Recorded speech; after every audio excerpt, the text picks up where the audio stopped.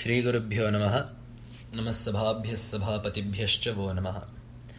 వేదండాస్యం గిరాం దేవీం సద్గురోః పాదపంకజం జగద్గురోశ్చ శృంగాద్రిస్థితాన్ వందేర్థసిద్ధయే ప్రమాణనఖనిర్భిన్నమహామోహామరారయే నమస్కుర్మో నృసింహాయ స్వప్రకాశచిదాత్మనే రజస్సత్వేన యద్ధంతి రజస్సత్వతమో గణం శృంగశైలచరన్నౌమి జగద్గురుపదాంబుజం వంశీవిభూషితకరాత్ నవనీరదాభాత్ పీతాంబరాదరుణబింబఫలాధరోష్ఠాత్ పూర్ణేందుసుందరముఖాదరవిందనేత్రాత్ కృష్ణాత్ పరం కిమపి తత్వమహం న జానే.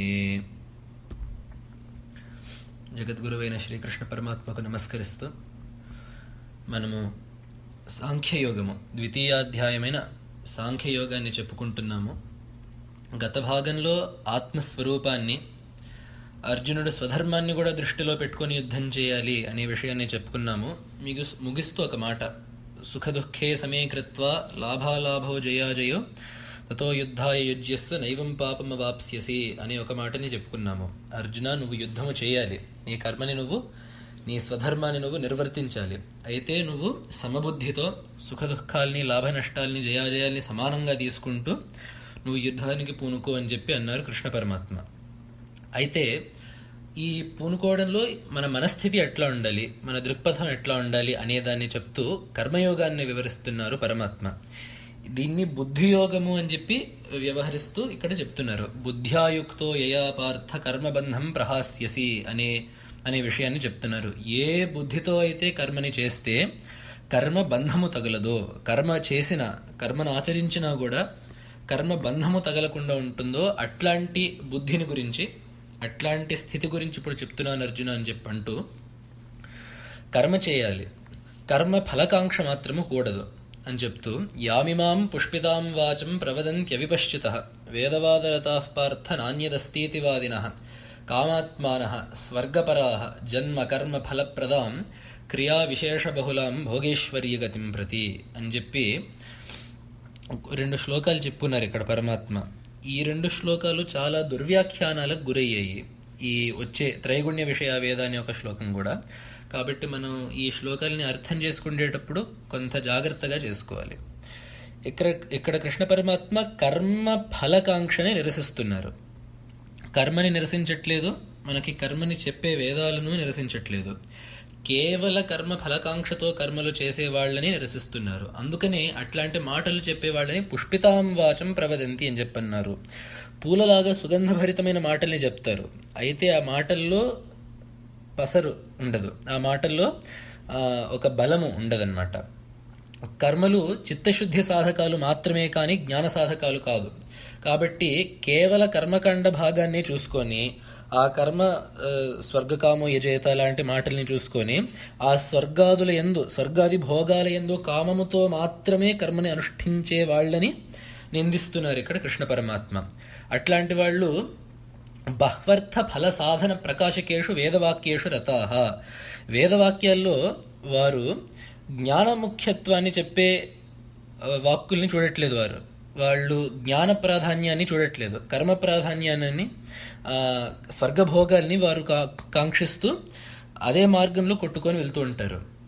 ఇట్లాంటి వాళ్ళని అవిపశ్చిత అన్నారు కృష్ణ పరమాత్మ. విపశ్చిత్ అంటే సరైన జ్ఞానము కలిగిన వాడు, పండితుడు, జ్ఞాని అని చెప్పి. ఇట్లాంటి వాళ్ళు అవిపశ్చితులు, మోహితులు. పైగా కామాత్మానః, వీళ్ళ స్వరూపము కామంతో ముడిపడి ఉంది. నిష్కామంగా కర్మ చేయడము వారికి సాధ్యము కాదు.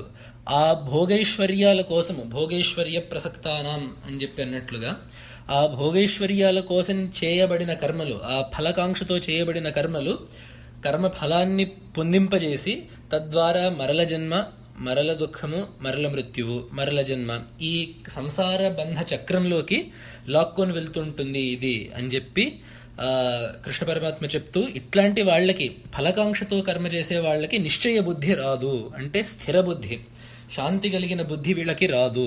కాబట్టి కృపణాః ఫలహేతవః అని చెప్పంటారు. ఫలం కోసము కర్మను అనుష్ఠించే వాళ్ళు కృపణాః, దయనీయులు.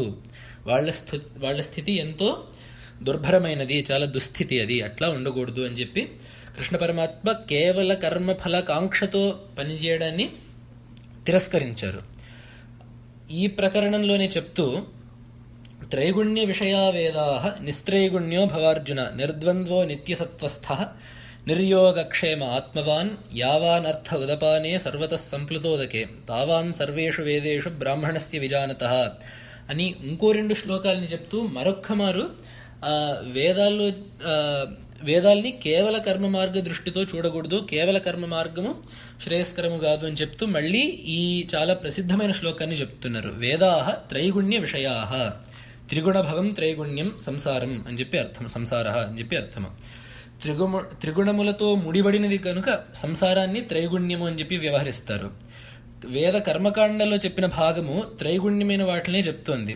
ఎందుకు చెప్పేది? స్వర్గ నరక భూలోకగతమైన విషయాల్ని చెప్తున్నాయి కర్మకాండ భాగము చెప్తోంది. కర్మకాండ భాగము దీని గురించి భగవంతుడు తర్వాత ఏమంటాడు? నతదస్తి పృథివ్యాం వా దివి దేవేషు వా పునః సత్వం ప్రకృతిరేర్ముక్తం యదేభిస్యాత్ త్రిభిర్గుణైః అని చెప్పి సకల దృశ్య ప్రపంచము 3 గుణాల యొక్క కలయిక ద్వారానే ఏర్పరచబడినది. కాబట్టి వేద కర్మకాండలో చెప్పబడినదంతా త్రైగుణ్య విషయము. అర్జున, నీవు మాత్రము నిస్త్రైగుణ్యో భవ, నువ్వు మాత్రము ఆ త్రైగుణ్యాన్ని వీడిన వాడవు కమ్ము, నిష్కామో భవ అని చెప్పి అర్థం అక్కడ శంకర భాష్యము ప్రకారం. అట్లానే నువ్వు నిష్కాముడివి అవ్వు. అలాగే నిర్యోగక్షేమ, నీ యోగక్షేమాల్ని నువ్వు భగవంతుడికి అర్పించు. నాకు ఇది కావాలి, దీనికోసం ఇది చేయాలి. యోగము అంటే లేనిదాన్ని సిద్ధింపజేసుకోవడం, క్షేమము అంటే సిద్ధించిన దానిని జాగ్రత్తపరచుకోవడము. ఈ 2 ఫలదృష్టితో చేసే పనులు, ఈ 2 కూడా. కాబట్టి అర్జున, ఆ 2 కూడా వదిలి ఆత్మవాన్, ఆత్మవంతుడవు కమ్ము. ఆత్మవంతుడు అంటే ఏంటి? స్వస్వరూపంలోనే తుష్టిని పొందినవాడు, స్వస్వరూపములోనే ఆనందాన్ని పొందినవాడు. కాబట్టి వేదంలో చెప్పిన కర్మ మార్గము నీకు అవసరం లేదు. దానికి ఉదాహరణ చెప్తూ యావానర్థ ఉదపానే సర్వతః సంప్లుతోదకే తావాన్ సర్వేషు వేదేషు బ్రాహ్మణస్య విజానతః. ఇక్కడ బ్రాహ్మణస్యకి బ్రహ్మజ్ఞాతు అని చెప్పి అర్థం, బ్రహ్మని తెలుసుకున్నవాడు అని చెప్పి. బ్రహ్మజ్ఞానాన్ని పొందిన తర్వాత, జ్ఞాన మార్గంలో సిద్ధిని పొందిన తర్వాత కర్మ మార్గం ద్వారా వచ్చే ఏ లాభమైతే ఉంటుందో అది ఎలాగో సిద్ధిస్తుంది అని చెప్తున్నారు కృష్ణ పరమాత్మ. ఇప్పుడు కొద్దిపాటి నీరుతో ఏ ప్రయోజనం ఉందో చుట్టూరంతా నీరు ఉప్పొంగినప్పుడు అదే ప్రయోజనం కలుగుతుంది. ఆ కొద్దిపాటి నీరుతో ఉండే ప్రయోజనము చుట్టూరు నీరు ప్రవహిస్తుంటే కూడా కలుగుతుంటుంది. అలాగే బ్రాహ్మణస్య విజానతః, ఈ బ్రహ్మజ్ఞానంలో ప్రతిష్ఠుడైన వానికి, బ్రహ్మ జ్ఞాన మార్గంలో సిద్ధి పొందిన వానికి కర్మ మార్గం ద్వారా ఏ కొద్దిపాటి శ్రేయస్సులు, ఐహికమైన ఆముష్మికమైన శ్రేయస్సులు లభిస్తాయో, ఏ పరిచ్ఛిన్న కాలములైన శ్రేయస్సులు లభిస్తాయో అవన్నీ ఎలాగో సిద్ధిస్తాయి అని చెప్తున్నారు కృష్ణ పరమాత్మ. కాబట్టి వెరసి ఏం చెప్తున్నారంటే అర్జునుడికి కర్మ నిరసన చేయట్లేదు. దాన్ని స్పష్టం చేయడానికి తర్వాత భగవద్గీతకే సారాంశంగా చెప్పుకోదగ్గ శ్లోకాన్ని చెప్తున్నారు. కర్మణ్యేవాధికారస్తే మా ఫలేషు కదాచన మా కర్మ ఫల హేతుర్భూ మాతే సంగోస్త్వకర్మణి. అర్జున, నీకు కర్మయందే అధికారం ఉంది. అధికారం అంటే చేయవలసిన బాధ్యత. అర్జున, నీ పని కర్మ చేయడం మాత్రమే. నీకు ఏ కర్మ చేయాలి, నాకు ఈ కర్మ నచ్చదు అది చేస్తాను, ఈ కర్మ నచ్చుతుంది ఇది చేస్తాను అని అనడానికి లేదు. ధర్మం ప్రకారము, శాస్త్రం ప్రకారము, వేదం ప్రకారము నీ ధర్మం ఏమిటో, నీకు విహితమైన కర్మ ఏమిటో దాన్ని చేయడమే నీ పని. ఎందుకు, ఏమిటి, ఎలా అని చెప్పి అది నీ గొడవ కాదు, నీ విషయము కాదు అది. పైగా నువ్వు చేసినప్పుడు కర్మణ్యేవాధికారస్తే మా ఫలేషు, ఆ ఫలాన్ని పొందడంలో నీకు అధికారం లేదు. కర్మని చేయడము, చేసిన కర్మ ద్వారా ఏ ఫలం ప్రాప్తిస్తుందో అది ప్రాప్తిస్తుంది. ఫలాన్ని నీవు మార్చలేవు. నువ్వు చేయాల్సిన కర్మని మాత్రం అనుష్ఠించాలి. మా కర్మఫల హేతుర్భూ, నువ్వు పనిచేసినప్పుడు కూడా నేనే ఈ కర్మ ఫలానికి హేతువునవుతాను, నేనే ఈ కర్మ యొక్క ఫలాన్ని సాధిస్తాను అనుకోని మాత్రము పని చేయకు. పోనీ నేను ఎలాగో ఈ కర్మఫలంలో నాకు అధికారం లేదు కదా, కర్మనే మానేస్తాను అంటే అది అసలు కూడదు. మాతే సంగః తు అకర్మణి, నువ్వు మొత్తం కర్మను వదిలేస్తాను, నేను ఏ కర్మ చేయను, నాకు ఫలము లేదు కర్మ లేదు అని అనే అర్హత నీకు కూడా లేదు. కర్మను అనుష్ఠించాలి, దాన్ని ఫలాపేక్ష రహితంగా అనుష్ఠించాలి. అది నీ ధర్మము. ఈ కర్మని ఇట్లా చేయడం వల్ల ఏమొస్తుంది అంటే యోగ స్థితి వస్తుంది అని చెప్తున్నారు. ఈ యోగము పతంజలి మహర్షి చెప్పిన అష్టాంగ యోగము కాదు. దీనికి 2 నిర్వచనాలు చెప్పారు. సమత్వం యోగ ఉచ్యతే అని చెప్పి, యోగ కర్మసు కౌశలం. ఇక్కడ యోగానికే యోగిక అర్థం అన్నమాట. ఈ కర్మని సమానంగా చేయడము, మన మనస్సులో గాని అంతఃకరణంలో గాని వికారము లేకుండా చేయడము సమత్వం యోగ ఉచ్యతే. అలాగే ఈ కర్మని కుశలతతో చేయడము, తెలిసి చాకచక్యంగా చేయడము. చాకచక్యం అంటే ఏమిటి? రాగద్వేషాలు పెట్టుకోకుండా, వికారాలకు లోను కాకుండా, కర్మఫల ప్రసక్తితో మాత్రమే చేయకుండా కర్మని చేయడము కర్మయందు కౌశలము. దీన్నే యోగ కర్మసు కౌశలం. పూర్వం చెప్పిన బుద్ధియోగమే ఇది. ఇలా కర్మ చేయగలిగిన యోగిని, ఇలా కర్మ చేయగలిగిన సాధకుడిని స్థితప్రజ్ఞుడు అని చెప్పి అంటారు. కాబట్టే ఇక్కడ అర్జునుడు చాలా చక్కగా పరిప్రశ్న చేస్తున్నాడు. అర్జునుడు అడుగుతున్నాడు ఇక్కడ పరమాత్మని, స్థితప్రజ్ఞస్య కా భాష సమాధిస్థస్య కేశవ స్థితధి కిం ప్రభాషేత కిమాసీత వ్రజేత కిం. కృష్ణ, ఇట్లా ఈ బుద్ధి కలిగి స్థితప్రజ్ఞుడైన వాడు ఎలా మాట్లాడతాడు, ఎలా వ్యవహరిస్తాడు, తన కర్మల్ని ఎలా ఆచరిస్తాడు, కొంచెం నాకు చెప్పవలసింది అని చెప్పంటే ఆ స్థితి ఎట్లా వస్తుంది చెప్పవలసింది అని చెప్పి అడిగితే అప్పుడు కృష్ణ పరమాత్మ చెప్తున్నారు. స్థితప్రజ్ఞుడి యొక్క నిర్వచనాన్ని ఇస్తున్నారు ఈ శ్లోకంలో. ప్రజహాతి యదా కామాన్ సర్వాన్ పార్థ మనోగతాన్ ఆత్మన్యేవాత్మనా తుష్టః స్థితప్రజ్ఞస్తదోచ్యతే. అర్జున, మనస్సులో పుట్టిన కామాల్ని ఎప్పుడైతే వదులుతాడో, ఎప్పుడైతే స్వస్వరూపంలోనే ఆత్మన్యేవాత్మనా తుష్టః, స్వస్వరూపంలోనే ఇతర కర్మఫల ప్రసక్తి లేకుండా, ఇతర విషయ ప్రసక్తి లేకుండా ఎప్పుడైతే సంతుష్టిని పొందుతాడో అట్లాంటి వాడు స్థితప్రజ్ఞుడుగా పిలువబడతాడు, స్థితప్రజ్ఞునిగా వ్యవహరింపబడతాడు అని చెప్పి చెప్తూ స్థితప్రజ్ఞ లక్షణాల్ని వరుసగా ఒక 2-3 శ్లోకాల్లో వివరిస్తారు పరమాత్మ. తస్య ప్రజ్ఞ ప్రతిష్ఠిత అని చెప్తూ, ఎస్ సర్వత్ర అనభిస్నేహ, ఎవరైతే సర్వ విషయములందు కూడా, సర్వ ప్రపంచమయందు, సర్వ జగత్తు యందు కూడా ఎవరైతే అనభిస్నేహ, మరీ ఎక్కువ మక్కువ, మరీ ఎక్కువ బంధాన్ని పెట్టుకోడు, మరీ ఎక్కువ రాగద్వేషాలని పెట్టుకోడు, శుభాశుభం ప్రాప్య నాభినందితి నద్వేష్టి, శుభం పొందిన అశుభం పొందిన దానికి ఉప్పొంగిపోడు, దానికి దిగులు పడిపోడు, శుభం పొందిన అశుభం పొందిన, అట్లాంటి వాడు స్థితప్రజ్ఞుడు. పైగా చాలా ముఖ్యంగా చెప్పే విషయము, యదా సంహరతే చాయం కూర్మోంగానీవ సర్వశః ఇంద్రియాణి ఇంద్రియార్థేభ్యః తస్య ప్రజ్ఞ ప్రతిష్ఠిత. ఎలాగైతే తాబేలు బయట దానికి ప్రమాదం ఏర్పడింది, బయట విపత్తు ఉంది అని చెప్పి తెలియంగానే అది ఎలాగైతే తన యొక్క డిప్పలోకి అంగాల్ని, తన యొక్క కాళ్ళని చేతులను, దాని యొక్క శిరస్సుని లోపలికి లాగేసుకుంటుందో, అలాగా ఈ స్థితప్రజ్ఞుడు కూడా ఎవరైతే ప్రమాదకరములైన ఇంద్రియ విషయముల నుండి వారి అంతఃకరణాన్ని, ఇంద్రియాలని లోపలికి లాక్కుంటారో అట్లాంటి వాళ్ళు స్థితప్రజ్ఞుడు అని చెప్పి, అట్లాంటి వాళ్ళు స్థితప్రజ్ఞులు అని చెప్పి అనబడతారు అని చెప్పి చెప్తున్నారు పరమాత్మ. ఇక్కడ ఇంద్రియ నిగ్రహము, ఇంద్రియాలని విషయాల పట్ల వదిలేయకుండా ఉండడము, ఈ విషయాల్ని బాగా విడమరిచి చెప్తారు పరమాత్మ. ఎందుకంటే యతతోహ్యపి కౌంతేయ పురుషస్య విపశ్చితః ఇంద్రియాణి ప్రమాదీని హరంతి ప్రసభం మనః. అర్జున, ఈ ఇంద్రియాలు ఎట్లాంటివంటే యతతోహ్యపి, నువ్వు సాధన చేస్తుండొచ్చు, చాలా దృఢమైన సంకల్పంతో కూడా సాధన చేస్తుండొచ్చు, విపశ్చిత, నీకు మంచి వివేకము, మంచి విద్య కూడా ఉండొచ్చుగాక, కాకపోతే ఆ ఇంద్రియాలు ప్రసభం మనః హరంతి, ఈ ఇంద్రియాలు నువ్వు కొద్దిగా కూడా అజాగరూకతని వహిస్తే ఇంద్రియాలు ఎప్పుడు వచ్చి నీ వివేకాన్ని, నీ జ్ఞానాన్ని లాగేసుకుంటాయో చెప్పలేము. వాయుర్నావిమివాంహసి అస్య ప్రజ్ఞాం హరతి అంటారు కృష్ణ పరమాత్మ. ఎలాగైతే సముద్రము మధ్యలో ఉన్న ఒక నావని వాయువు దానికి ఇష్టం వచ్చినట్టు కొట్టుకుపోతుందో, అలానే ఈ ఇంద్రియాలని నియంత్రించకపోతే మనస్సుని, బుద్ధిని అవి కొట్టుకొని పోతాయి. ఎందుకంటే ఒక క్రమము చెప్పారు పరమాత్మ. ఈ ఇంద్రియ అనుభవం నుండి బుద్ధినాశం జరగడం వరకు ఈ ఒక క్రమము ఉంటుంది. ఆ క్రమాన్ని పరమాత్మ విడమరిచి చెప్పారు. ఇంద్రియాలు ఎందుకు విషయాలలో ఎక్కువ ఆసక్తిని పొనకూడదు అని చెప్పి, ధ్యాయతో విషయాన్ పుంసః సంగస్తేషు ఉపజాయతే సంగాత్ సంజాయతే కామః కామాత్ క్రోధోభిజాయతే క్రోధాత్ భవతి సమ్మోహః సమ్మోహాత్ స్మృతి విభ్రమః స్మృతిభ్రంశాత్ బుద్ధినాశః బుద్ధినాశాత్ ప్రణశ్యతి. వరసగా విషయధ్యానము, సంగము, కామము, క్రోధము, సమ్మోహము, స్మృతి విభ్రమము, బుద్ధినాశము, ప్రణాశము, ఇవి ఉత్తరోత్తరము కార్యములు, ఇవి పూర్వపూర్వము కారణము. విషయాలని ఎక్కువ ధ్యానించే కొద్దీ, విషయాలని అనుభవించే కొద్దీ, విషయాల మీద మన దృష్టిని పెట్టే కొద్దీ వాటి యందు సంగము, వాటి యందు మక్కువ ఏర్పడుతుంది. ఆ మక్కువ ఏర్పడడం వల్ల వాటి పట్ల కోరిక, కామము ఏర్పడుతుంది. కామము తీరిందా సరి.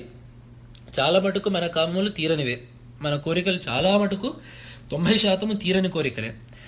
ఆ తీరని కోరికల పట్ల కోపం వస్తుంది. కోరిక తీరకపోతే క్రోధము కలుగుతుంది. ఆ క్రోధంలో సమ్మోహము కలుగుతుంది. సమ్మోహం అంటే అవివేకము, ఉచ్చినీచాలు తెలివు. ఆ అవివేకము ద్వారా స్మృతి విభ్రమము, స్మృతి భ్రంశము జరుగుతుంది. ఈ స్మృతి భ్రంశానికి చాలా చక్కని నిర్వచనం చెప్పారు. శాస్త్ర ఆచార్య ఉపదేశ హిత సంస్కారాయా స్మృతే నాశ అని చెప్పి అన్నారు శంకరాచార్యులు. శాస్త్రము, ఆచార్యులు మనకి వీరిద్దరి వాక్యమయందు ప్రామాణ్య బుద్ధిని, సత్యబుద్ధిని, శ్రద్ధ అని చెప్పి అంటాము. వీరిద్దరు చెప్పిన మాట, ఈ శాస్త్రము, ఆచార్యులు వీళ్ళిద్దరూ చేసిన ఉపదేశాల యందు హితబుద్ధి, ఆ హితోపదేశాల వల్ల వచ్చిన మన బుద్ధిలో ఒక సంస్కారం ఏర్పడుతుంది. ఇది మనకి శ్రేయస్సు, ఇది మనకి శ్రేయస్సు కాదు అనే ఒక సంస్కారాన్ని ఏర్పడుతుంది. దీన్నే స్మృతి అని చెప్పి అంటారు. ఆ గుర్తు, జ్ఞాపకము, దేని యొక్క జ్ఞాపకము? శాస్త్రం చెప్పింది, మా గురువుగారు చెప్పారు, ఆచార్య పురుషులు చెప్పారు, ఇది శ్రేయస్సు అని ఏదైతే బుద్ధిలో ముద్రించబడి ఉంటుందో దాన్ని విస్మరిస్తాడు ఆ అవివేకం ద్వారా. దీన్ని విస్మరించడం ద్వారా ఏం జరుగుతుంది? బుద్ధినాశము. బుద్ధినాశం అంటే కార్యాకార్య విషయ వివేక అయోగ్యత అని చెప్పి అన్నారు. ఈ శాస్త్రం ఏం చెప్పింది, గురువు ఏం చెప్పారు అని చెప్పి మర్చిపోవడం వల్ల కార్యాకార్యాలు తెలియవు. ఎందుకు? ఈ కార్యాకార్య నిర్ణయం చేసేదే శాస్త్రము, గురువు. శాస్త్రము విధి నిషేధాల ద్వారా మనకి కార్యమేంటి, అకార్యమేంటి అనేది నిర్ణయిస్తుంది. అలాగే గురువు కూడా మన మేలుని చూసుకొని, మన హితాన్ని చూసుకొని మనకి బాగోగుల్ని తెలుపుతారు గురువులు కూడా.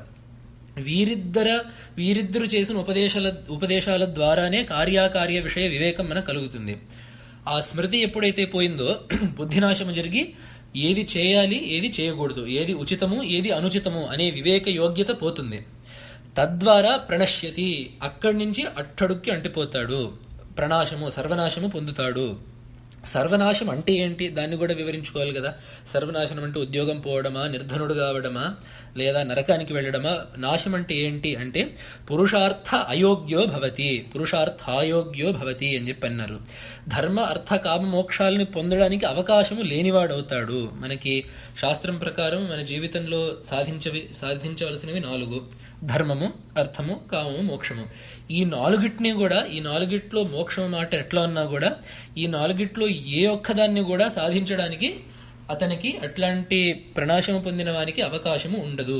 కాబట్టి ఈ మొత్తము ఈ వరసకి మూల కారణం ఏమిటి అంటే విషయ ధ్యానము. కాబట్టి విషయ ధ్యానాన్ని ఆపుకోవాలంటే ఇంద్రియ నిగ్రహాన్ని పూనాలి, ఇంద్రియాలని నియంత్రించాలి అని చెప్పి చాలా విపులంగా, విస్తృతంగా చెప్పారు కృష్ణ పరమాత్మ.